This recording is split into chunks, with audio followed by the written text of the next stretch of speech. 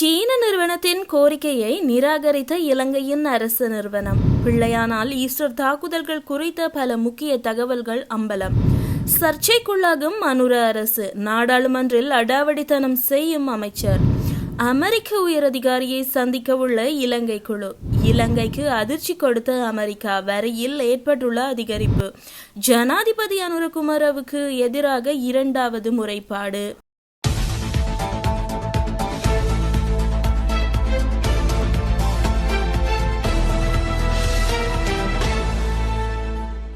15 ஆண்டுகளுக்கு முன்னர் திறக்கப்பட்ட தெற்கு அதிவேக வீதியின் கொட்டாவ தொடங்கொட பகுதியை நிர்மாணிப்பதற்கான சீன ஹார்பர் இன்ஜினியரிங் கார்ப்பரேஷனுக்கு பில்லியன் கணக்கான ரூபாய் நிலுவையை செலுத்த வேண்டும் என்ற கோரிக்கையை வீதி அபிவிருத்தி அதிகார சபை நிராகரித்துள்ளது.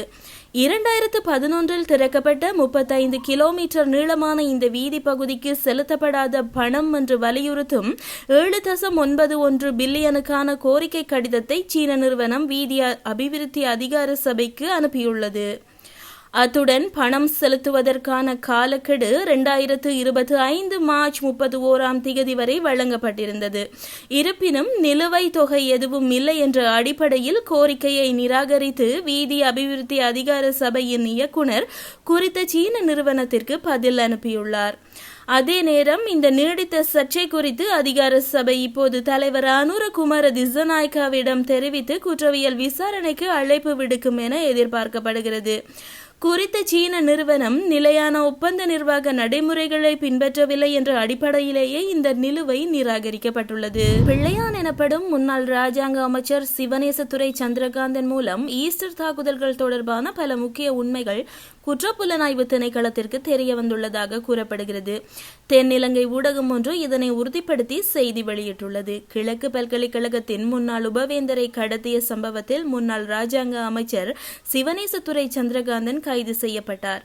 இதன்போது 90 நாட்கள் தடுப்பு காவலில் வைக்கப்பட்ட அவர் மீது ஈஸ்டர் தாக்குதல்கள் தொடர்பான விசாரணைகள் முன்னெடுக்கப்பட்டன. அதற்கமைய ஈஸ்டர் தாக்குதல்கள் தொடர்பான பல சாட்சிகள் குற்றப்புலனாய்வு துறையினரிடம் ஏராளமான உண்மைகளை வெளிப்படுத்தியுள்ளதாக கூறப்படுகிறது.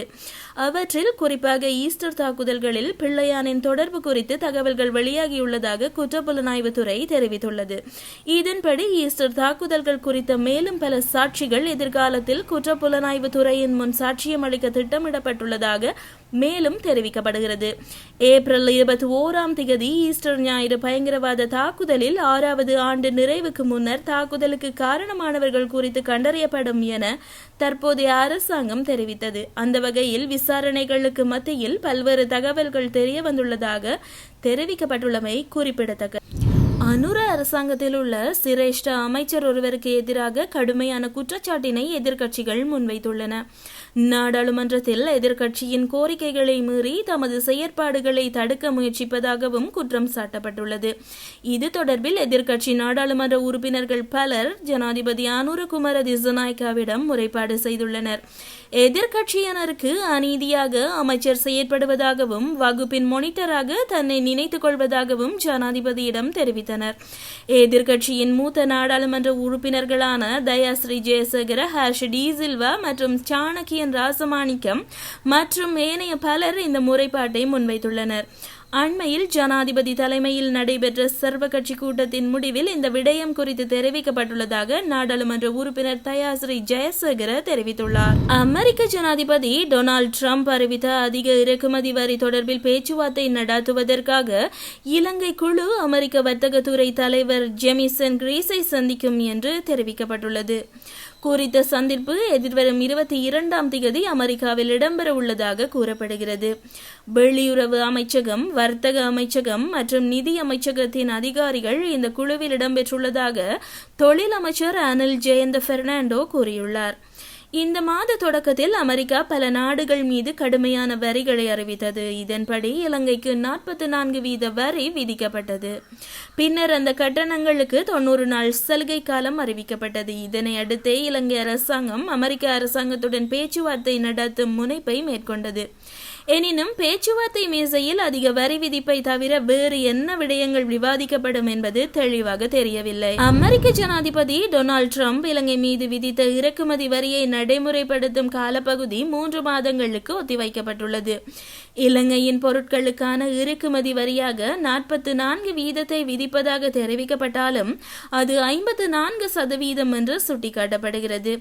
இலங்கை ஏற்றுமதிகள் மீது அமெரிக்கா விதித்த 10% அடிப்படை வரிக்கு கூடுதலாக இந்த புதிய வரி விகிதம் விதிக்கப்பட்டுள்ளது.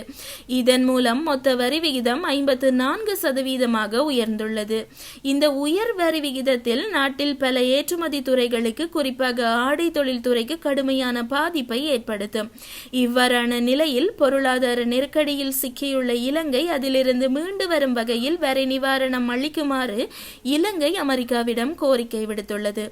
இது குறித்த கலந்துரையாடல் மேற்கொள்ள இலங்கை தூதுக்குழு ஒன்று நாளைய தினம் அமெரிக்கா நோக்கி பயணமாக உள்ளது. இதில் மத்திய வங்கி ஆளுநர் கலாநிதி நந்தலால் வீரசிங்க உட்பட பல துறைசார் நிபுணர்கள் கலந்து கொள்வார்கள்.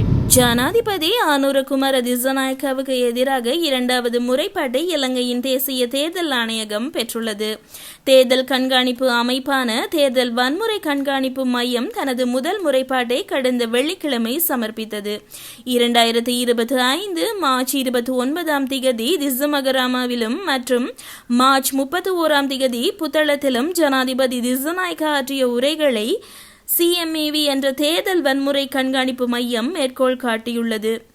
இதனை அடுத்து ஏப்ரல் 10 கண்டியிலும், ஏப்ரல் 11 அக்கரைப்பற்று மற்றும் சம்மாந்துறையிலும், ஏப்ரல் 12 கந்தளாய் மற்றும் மட்டக்களப்பிலும், ஏப்ரல் 17 மன்னாரிலும் ஆற்றிய உரைகளும் இந்த முறைப்பாட்டில் சுட்டிக்காட்டப்பட்டுள்ளன. இந்த அனைத்து தேர்தல் பேரணிகளிலும் தேசிய மக்கள் சக்தியின் பிரதிநிதிகளின் கட்டுப்பாட்டில் உள்ளூர் சபைகள் இல்லாவிட்டால் அத்தகைய சபைகளின் நிதி கோரிக்கைகள் தாமதமாகும் அல்லது நிறைவேற்றப்படாமல் போகும் என்று ஜனாதிபதி திசாநாயக்க கூறியிருந்தார். இந்த உரைகள் அனைத்திலும் அரசாங்கம் மற்ற கட்சிகளின் பிரதிநிதிகளை நம்பாததால் நிதியுதவியை உறுதி செய்ய முடியாது என்றும் அவர் குறிப்பிட்டிருந்தார். இந்த நிலையில் உள்ளூர் அதிகார சபை தேர்தல் கட்டளை சட்டத்தின்படி கடுமையான மற்றும் தெளிவான மீறலாக இது கருதப்படுவதாக தேர்தல் வன்முறை கண்காணிப்பு மையத்தின் தலைமை நடவடிக்கை அதிகாரி அர்ஜுன பராக்கிரம கூறியுள்ளார். ஜனாதிபதியின் இந்த கருத்துக்கள் காரணமாக தாம் 2வது முறையாகவும் முறைப்பாட்டை சமர்ப்பித்துள்ளதாக பராக்கிரம குறிப்பிட்டுள்ளார். இந்த மீறல்கள் சுதந்திரமான மற்றும் நியாயமான உள்ளூராட்சி மன்ற தேர்தலை நடாத்துவதை எதிர்மறையாக பாதிக்கும். எனவே தேர்தல் பிரச்சார காலத்தில் இதுபோன்ற மீறல்கள் மீண்டும் நிகழாமல் தடுக்க தேர்தல் ஆணையகம் தலையிட்டு தகுந்த நடவடிக்கைகளை எடுக்க வேண்டும் என்பதை உறுதி செய்யவும் என்று தாம் நம்புவதாக அவர் கூறியுள்ளார். இதற்கிடையில் இந்த முறைப்பாடுகள் தொடர்பில் ஏப்ரல் 21 அன்று நடைபெறும் தமது ஆணையகத்தின் பொதுக்கூட்டத்தில் உரிய தீர்மானம் எடுக்கப்படும் என்று தேர்தல் ஆணையாளர் சமன் ஸ்ரீ ரட்நாயக்க தெரிவித்துள்ளார். எனினும் வேட்புமனுக்கள் தொடர்பான சட்ட சிக்கல்கள் காரணமாக ஜனாதிபதிக்கு எதிராக இந்த முறைப்பாடுகளை ஜனாதிபதி செயலகத்திற்கு அனுப்புவதிலும் குறிப்பிட்ட முறைப்பாடுகளை ஏற்றுக்கொள்வதிலும் தாமதம் ஏற்பட்டிருக்கலாம் என்று அவர் குறிப்பிட்டுள்ளார்.